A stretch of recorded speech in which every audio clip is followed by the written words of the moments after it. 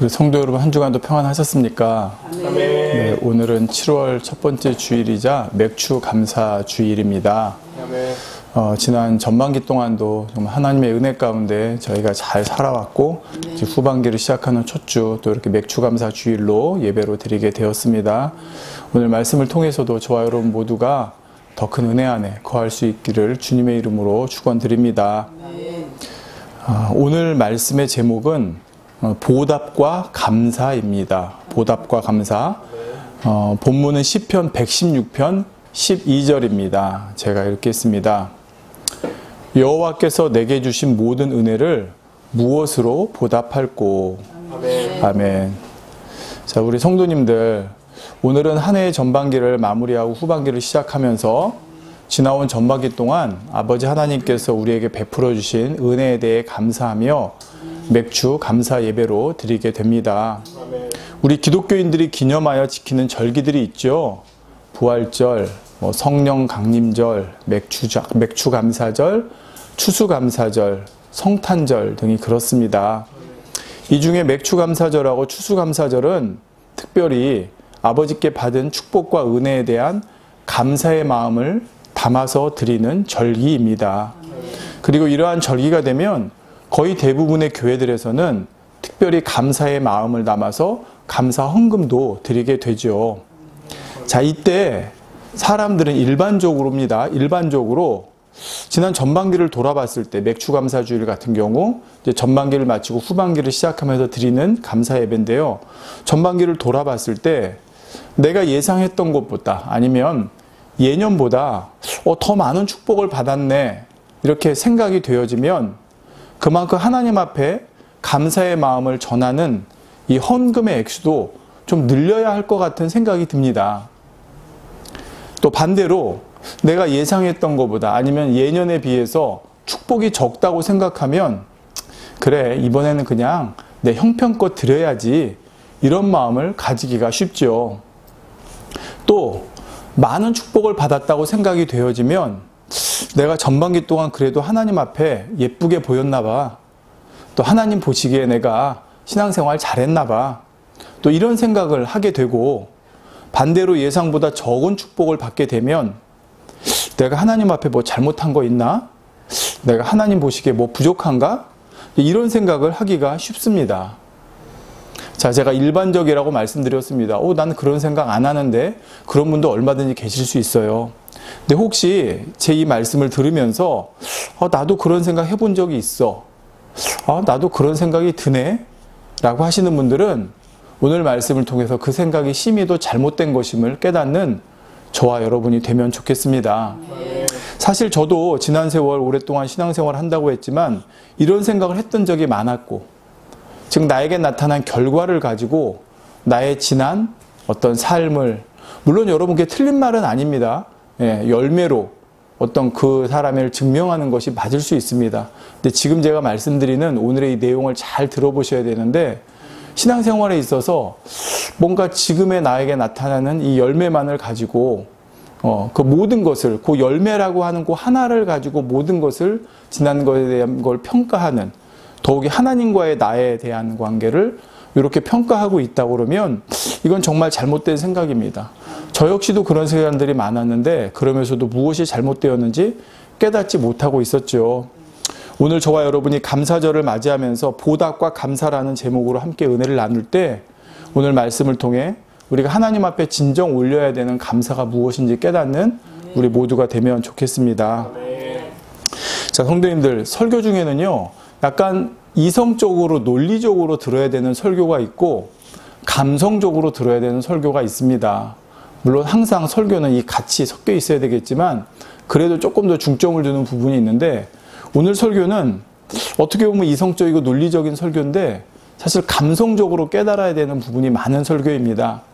그러니까 왜 그럴까라고 여러분이 궁구하는 것도 너무 좋지만 오늘 말씀의 흐름을 쭉 따라오면서 여러분 마음으로, 성령으로 그렇게 깨달아지는 귀한 시간이 되면 좋겠습니다. 자, 성도님들, 우리가 이러한 감사절을 맞이하면서 잘못 생각하기 쉬운 것 중에 하나가 바로 무엇이냐면 하나님께 받은 은혜를 갚아야 한다, 보답해야 한다는 것입니다. 자, 이 말씀만 들으면 아니 그럼 하나님께 받은 은혜를 갚지 말아야 한다는 말입니까? 오늘 본문에도 분명히 시편 기자가 여호와께서 내게 주신 모든 은혜를 무엇으로 보답할고 고백하고 있지 않습니까? 이렇게 생각할 수가 있습니다. 예, 네, 맞습니다. 우리는 당연히 하나님께 받은 은혜에 보답하는 마음을 가져야 합니다.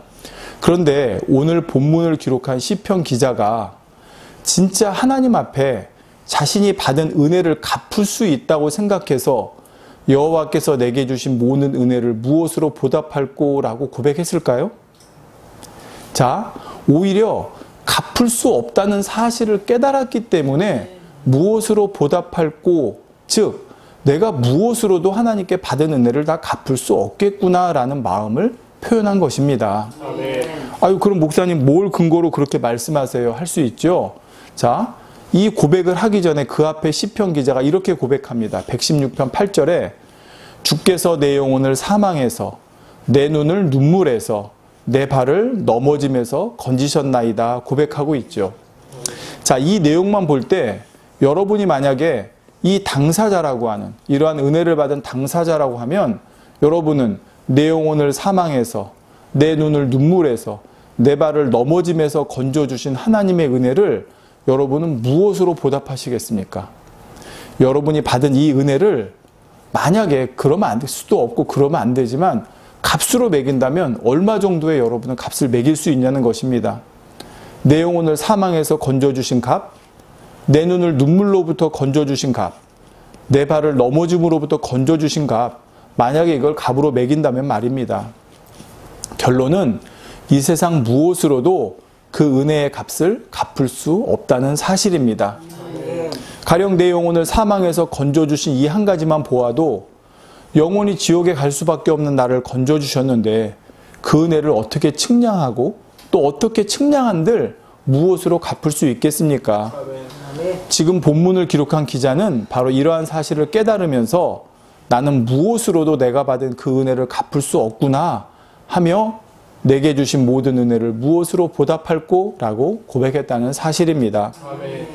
성도 여러분, 사람들은 일반적으로 누군가로부터 은혜를 받았다고 생각할 때, 즉 어떤 도움을 받거나 회유의 베푸름을 받거나 선물 등을 받았을 때 그 가치를 나름대로 측량해 보려고 합니다.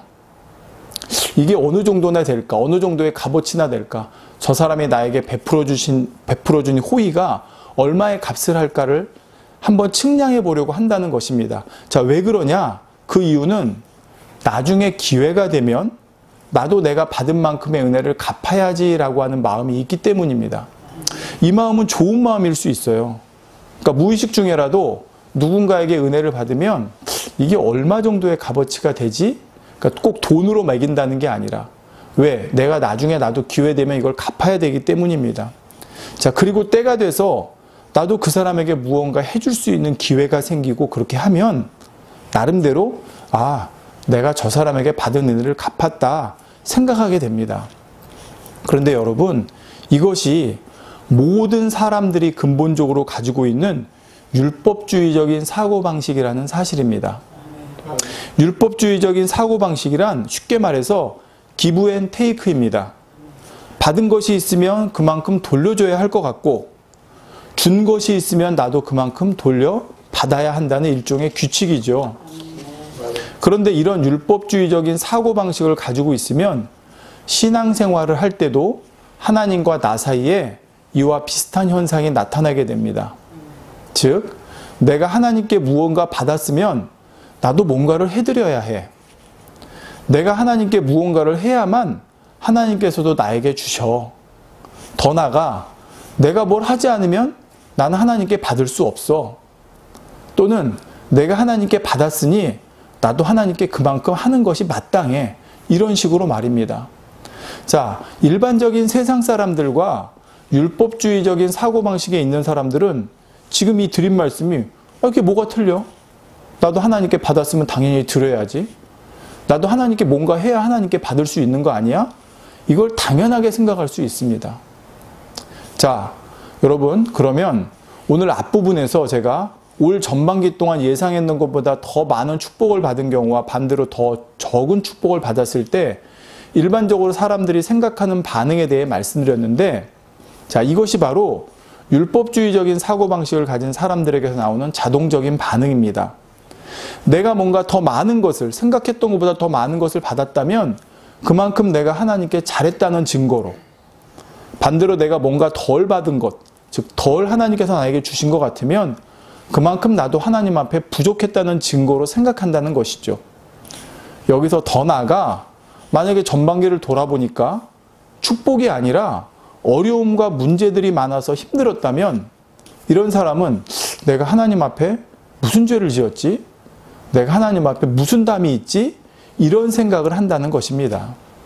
여러분, 물론 이 말이 100% 다 틀린 것은 아닙니다. 현상적으로 볼 때 죄가 있고 담이 있어서 책망이 오고 징계가 오고 때로는 연단이 오는 거, 지난 시간, 지지난 시간에 말씀드렸듯이 맞습니다. 그렇지만 제가 지금 말씀드리는 거는 이 사람의 사고방식이에요. 자, 이러한 사고방식을 가지고 계속해서 신앙생활을 한다고 그러면 그 사람의 신앙생활이 과연 행복할 수 있냐는 것입니다. 이러한 감사절을 맞아도 정말 순수하게 하나님께 감사하기보다는 나에게 맺힌 열매, 내가 얻은 축복의 많고 적음을 통해 지난 전반기 동안의 나의 신앙생활을 평가하면서 하나님 앞에 심판받으러 나가는 기분이 될 수 있다는 거예요. 더 많은 축복을 받았으면 어깨 펴고 당당하게, 생각에도 보다 적은 축복을 받았으면 어깨 움츠려드리고 뭔가 하나님 앞에 혼나러 가는 것처럼, 그렇게 말입니다. 더 많은 축복을 받았으면 더 많은 헌금 봉투에 더 많은 돈을 집어넣어서 당당하게, 더 적은 축복을 받았으면 생각했던 것보다, 예상했던 것보다, 드리려고 했던 것보다 더 적은 헌금의 액수를 헌금 봉투에 집어넣고 뭔가 눌림 가운데 움츠려드리는 자세로. 그러니까 감사절이라고 하는, 제가 오늘 이 말씀을 준비한 게 감사절이라는 의미가 무엇이고 우리가 어떠한 마음으로 나가야 되는지에 대한 걸 말씀드리려는 건데, 지금 말씀드린 것처럼 현상적으로 나타난 걸 보고 우리의 모습이, 하나님 앞에 나가는 모습이 달라진다는 겁니다. 자, 여러분, 한 가지 비유를 들어보겠습니다. 부모님과 한 집에 사는 자녀가 있습니다. 근데 이 자녀는 식사 시간이면 늘 걱정이 있습니다. 뭐냐? 그날 식탁에 나오는 반찬을 보면서 자기 자신에 대한 평가를 하기 때문입니다. 무슨 말이냐면, 만약 오늘 저녁 반찬에 고기 반찬이 나오고 계란 후라이라도 나오면, 나는 오늘 고기 반찬과 계란 후라이를 먹을 만큼의 자격이 있는 사람이구나 생각을 하게 되고, 만약 김치와 나물 반찬만 나오면, 그래, 나는 고기와 후라이 먹을 자격은 안 되고 겨우 이 김치와 나물만 먹을 자격밖에 안 되는구나 생각을 하는 것입니다. 다시 말해, 자기 생각에 좋은 반찬이 나오면 내가 부모님께 잘하고 있다고 생각하는 것이고, 자기 생각에 안 좋은 반찬이 나오면 내가 부모님께 뭔가 못하고 있고 밉보이고 있다고 생각하는 것이죠. 지금 제가 말씀드리려는 것이 무엇인지 이해가 되시는지요? 물론 세상 부모 중에 정말 자녀가 하는 것을 봐서 거기에 따라 반찬을 차별해 주는 경우는 저는 글쎄 있을 수도 있고 없을 수도 있다고 생각합니다. 하지만 일반적인 부모라면 비록 세상 부모라도 그러지 않을 것 같습니다. 예수님께서도 악한 자라도 자녀가 떡을 달라는데 돌을 주고 생선 달라는데 뱀을 줄 부모가 있겠냐고 말씀하지 않으셨습니까? 하물며 아버지 하나님께서 사랑하는 자녀들에게 어떻게 하시겠습니까? 자, 그렇다면 여기서 그럼 우리가 하나님께 받은 은혜와 축복은 그냥 당연한 것이니까 그냥 당연한 것으로 여기면 됩니까? 당연한 것이니 보답하지 않아도 됩니까? 그런 의미가 아닙니다. 육의 자녀라 할지라도 부모님께 받은 은혜에 보답하는 것은 당연한 것이고 또 그렇게 해야 됩니다.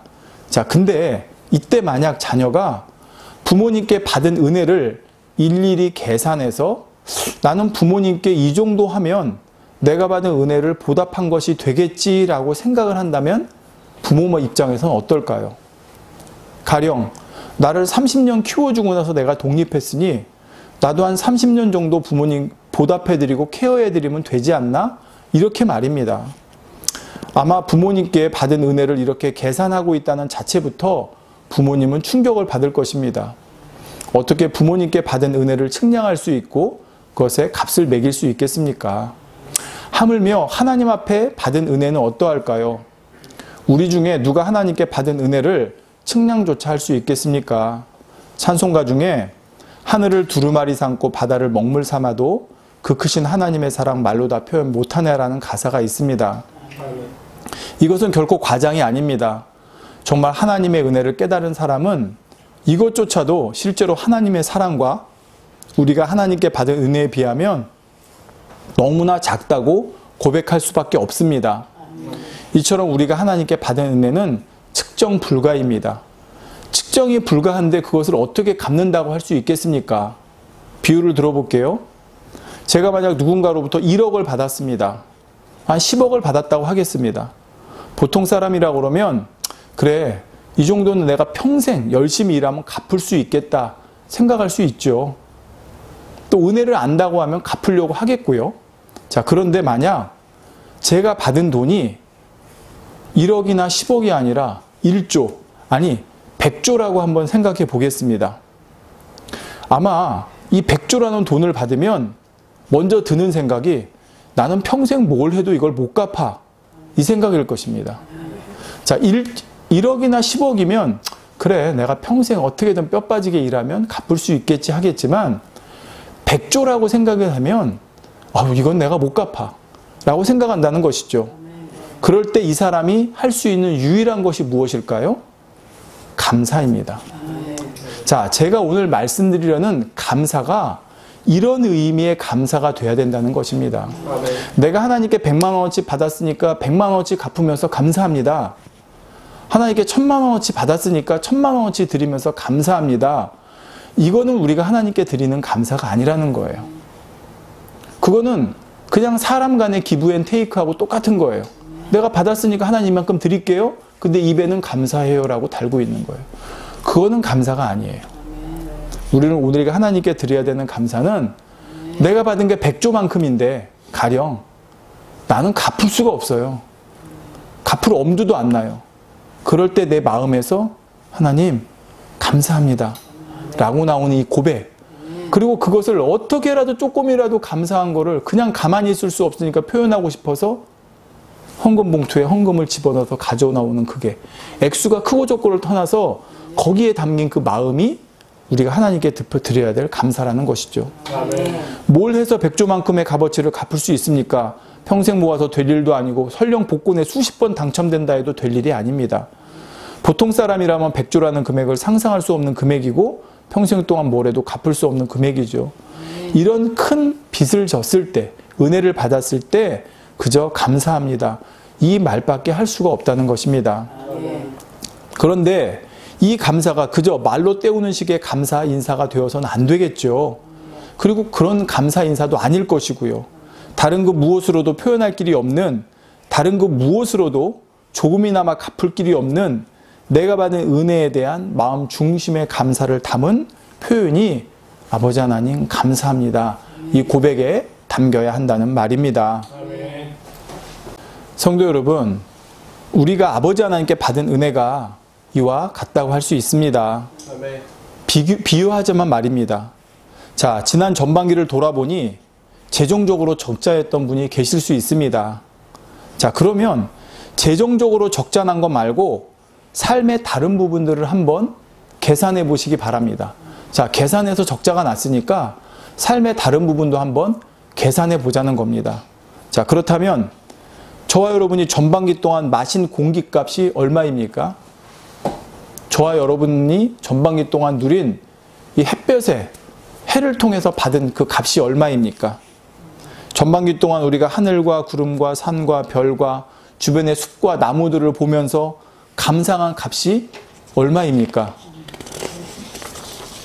또 지난 전반기 동안 이렇게 하나님께서 나의 삶에 베풀어 주신 분야 날 지켜주시고 보호해 주시고 인내해 주시고 참아 주시고 인도해 주신 이 값을 하나하나 한번 매겨보면 말입니다. 한번 값을 매겨볼 수 있다면 그렇게 해보자는 것입니다. 자, 그렇게 해서 총합을 하니까 재정적으로 마이너스 난 것과 삶의 다른 부분에서 하나님께 받은 것을 총해보니까 그래도 적자인 분이 계십니까? 없습니다. 우리는 구원받은 하나님의 자녀로 살아가고 있다는 이 사실 한 가지만으로도 이미 평생 동안 갚을 수 없는 흑자의 은혜를 받고 있는 것입니다. 아멘. 이러한 우리가 정말 이 사실을 느낀다면 할 수 있는 것은 오직 감사인 것이고요. 자, 그렇다면 이렇게 감사만 하고 다른 것은 하지 않아도 된다, 그런 의미가 아닙니다. 당연히 감사의 이러한 마음을 가지고 보답하려고 하고 또 보답하려고 내가 뭔가 하는 거, 그것은 좋습니다. 그것을 하지 말라거나 소용이 없다는 말이 아닙니다. 우리가 하나님 앞에 헌금을 하든 충성을 하든 찬양을 하든 뭔가 표현하는 방식은 중요하고 필요하죠. 다만 그 모든 근본에 앞서 말씀드린 하나님께 받은 은혜에 대한 어떤 감사의 마음을 가져야 하는지가 근본적으로 신뢰하는 것입니다.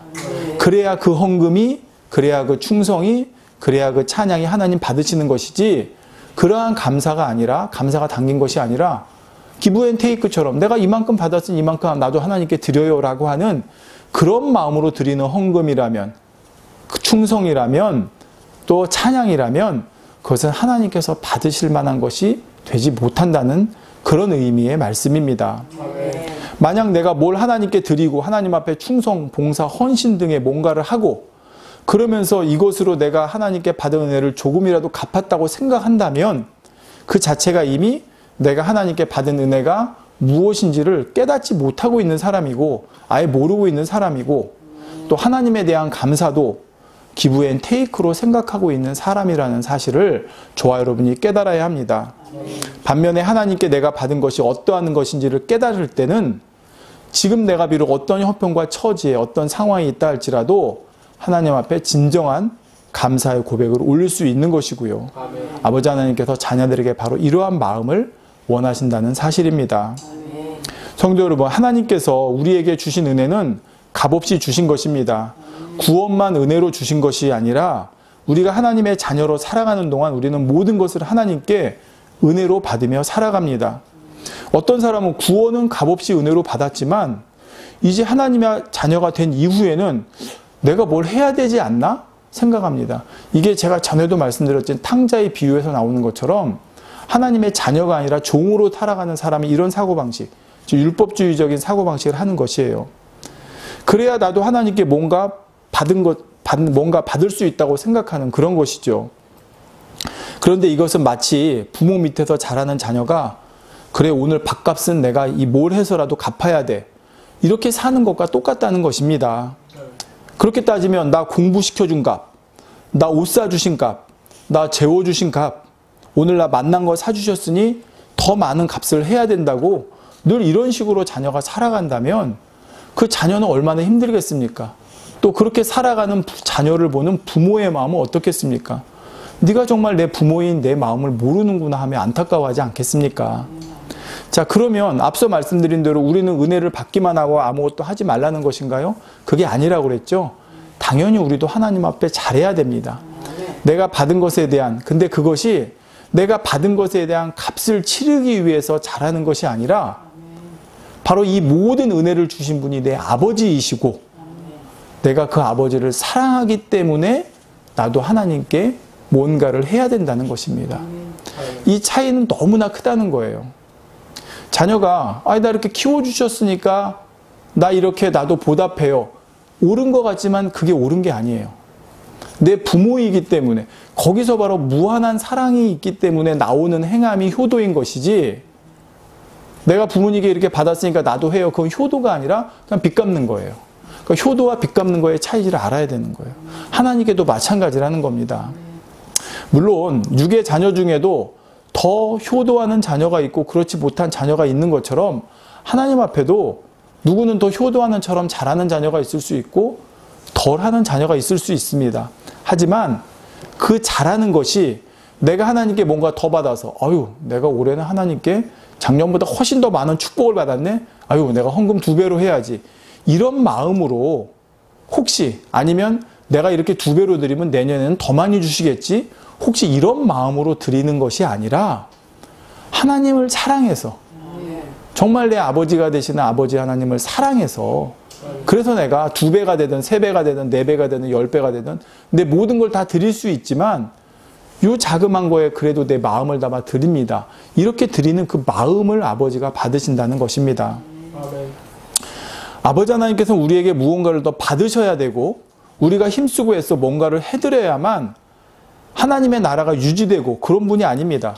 이미 하나님은 모든 것을 다 가지셨고 모든 것을 다 다스리는 분이십니다. 부모님이 유치원에 다니는 자녀가 육으로 볼 때는 정말 어설프게 만든 카네이션을 가지고 와서 달아드릴 때 눈물이 왈칵 올라오는 이유가 무엇이겠습니까? 야, 어느새 내 자녀가 이렇게 커서 카네이션 만들어주네? 이제 이 자녀가 좀 더 자라면 이런 카네이션이 아니라 뭔가 선물도 주겠지? 다 커서는 내가 키워준 것에 대해서 뭔가 보답하겠지? 이런 생각을 하면서 눈물 흘리는 부모는 없을 것입니다. 어설프게 만든 카네이션이라도 거기에 담긴, 비록 그 아이가 뭘 알겠습니까만 그럼에도 불구하고 그 아이가 거기에 담은 그 작은 그 마음, 부모에 대한 마음을 받기 때문에 눈물이 나오는 것이죠. 우리 아버지 하나님도 마찬가지입니다. 우리가 뭘 더 물질적으로 드려야 하나님 나라 일을 하는데 보탬이 된다거나 내가 뭘 더 열심히 잘해야 하나님 나라가 돌아가거나 그런 것이 아닙니다. 내가 드리는 거, 내가 하는 것은 하나님 나라에 티도 안 날 만큼 미약한 것일 수 있습니다. 그럼에도 우리가 그렇게 했을 때 하나님께서 기뻐하시는 것은 어설프게 만든 카네이션을 드리는 것과 똑같다는 것입니다. 거기에 담긴 우리의 마음을 받으시기 때문에 그 티도 안 나지만 그 헌금을, 정말 티도 안 나지만 우리의 충성과 헌신을 하나님께서는 받으시고 기뻐하시고 울컥하시는 것입니다. 반면에 아무리 많은 것을, 아무리 큰 것을, 대단한 것을 하나님 앞에 드린다 해도 그 안에 하나님께서 원하시는 마음이 담겨 있지 않으면 정작 하나님께서 받으실 만한 것이 못 되는 것이고요. 성도 여러분, 저는 최근에 이 주일, 안식일에 대해 묵상하다가 한 가지 깨달은 것이 있어서 오늘 여러분과 함께 은혜를 나누고자 합니다. 자, 우리가 구약시대에 지키던 안식일은 토요일이었죠. 예. 여러분 달력 보시면 한 주의 첫날이 무슨 요일이에요? 일요일이에요. 일요일. 예. 사람들은 보통 월요일 하면 한 주의 시작이다. 일요일 되면 한 주가 끝났다 이렇게 생각하는데 달력을 보세요. 아니에요. 첫날은 일요일이에요. 예. 한 주의 첫날은. 그러니까 구약시대의 안식일은 일곱째 날이었으니까 무슨 요일이었죠? 토요일이었습니다. 자, 그런데 우리가 지금은 일요일을 주일로 지키고 있어요. 왜 그랬을까요? 예수님께서 십자가에 달려 죽으시고 부활하시면서 우리의 소망이 되신 날이죠. 생명의 부활의 소망이 되신 날. 우리는 그날을 기념해서 주님이 일요일 날 부활하셨거든요. 그래서 그날을 주의 날로 지키면서 거기에 구약시대의 안식일의 의미를 함께 넣어서 지키는 것입니다. 자, 여러분 잘 생각하세요. 우리가 일요일을, 주일을 안식일로 지키는 것은 원래 그날이 주의 날이기 때문에 기념해서 지키는 거예요. 그리고 거기에 안식했던, 토요일 날을 안식일로 지켰던, 하나님께서 명하셨죠. 너희가 안식하라고. 그 의미를 주일에 같이 넣어서 우리가 지키는 겁니다. 자, 그런데 여러분 구약시대 안식일을 보면 그 자체가 사실은 율법의 원칙입니다. 기브 앤 테이크라는 거예요. 무슨 말이냐? 구약시대 안식일은 일, 월, 화, 수, 목, 금 6일 동안 열심히 일하고 났으니 하루 쉬어. 보상의 날로 주어지는 것입니다. 일요일부터 금요일까지 6일 동안 열심히 수고하고 사는 것에 대해서 토요일인 마지막 날 안식하며 영육간의 복을 주시는 거예요. 이런 의미입니다. 자, 그런데 안식일이 주일로 바뀌면서 우리는 한 주의 첫날인 일요일에 안식을 취하게 되었습니다. 한 주간이 다 끝나고 마지막 날 토요일 날 안식을 취하는 게 아니라 오히려 한 주간이 시작되는 첫날인 일요일에 안식을 취하게 되었다는 것입니다. 이것이 무슨 의미일까요? 바로 아버지 하나님께서는 우리에게 먼저 한 주의 첫날인 일요일, 주일에 영육간에 넘치도록 은혜와 축복을 부어주시고 그 힘과 능력을 가지고 한 주간을 살아가도록 하셨다는 사실입니다. 다시 말해 먼저 은혜와 축복을 주시고 우리로 하여금 받은 바 은혜와 축복 안에서 남은 한 주간을 승리할 수 있도록 살아가도록 하셨다는 것입니다. 자, 뭐예요? 먼저 주셨다는 거예요. 그러니까 우리가 생각하는 것처럼 한 주간 기브 앤 테이크로 내가 하나님께 받은 거 내가 주일날 하나님께 가서 봉사하고 하나님께 헌금 드리고 예배 드리고 그래서 한 주간을 하나님께 나도 내가 받은 은혜에 대한 걸 보답해야 돼. 아니면 한 주가 열심히 일했으니까 이 마지막 날은 쉬어야 돼. 어떤 이런 보상의 개념으로가 아니라 하나님께서 먼저 우리에게 시작부터 다 주셨다는 거예요. 다 주고 시작하셨다는 것이에요. 이처럼 우리는 이미 받았습니다. 구원의 의를 시작으로 우리는 하나님의 자녀로 셀 수 없는 은혜를 받고 시작하는 것입니다. 그리고 이 은혜는 한 번 준 것으로 끝나지 않죠. 계속해서 부어주셔서 우리가 이 세상을 이기며 살아갈 수 있도록 내주하시는 성령님을 통해 역사하고 계시다는 것입니다. 그 은혜 안에서 우리는 우리의 부족함을 언제든지 채울 수가 있고 우리의 도움을 언제든지 받을 수 있는 것입니다. 근데 왜 나는 그런 은혜가, 그런 도움이 내 삶엔 나타나지 않은가요? 왜 나는 늘 부족한가요? 자, 그건 구하지 않기 때문이에요. 그건 나중에 하나님의 자녀로 살아가는 법 계속해서 말씀드릴 텐데, 자, 이렇게 이미 하나님께서 나에게 모든 것을 먼저 주셨고 부어주셨다는 사실을 깨닫지 못한 채 늘 부족함만 느끼는 사람은 내가 하나님께 뭘 해야만 하나님으로부터 받는다고 생각하는 눌림과 불안과 긴장 속에 살아가는 것입니다. 먼저 내가 받은 것을 누리며 그것으로 하나님 나라를 위해 열심히 충성하고 살아가는 마음을 가진 사람은 늘 평안하고 행복하고 감사와 은혜가 넘치는데, 내가 뭔가 늘 부족해요. 그 부족한 이유는 내가 뭔가 하나님 앞에 못하기 때문이에요. 뭔가 덜하기 때문이에요. 이런 마음을 가지고 살아가는 사람은 늘 눌림과 불안과 긴장 속에 살아갈 수밖에 없다는 것이죠.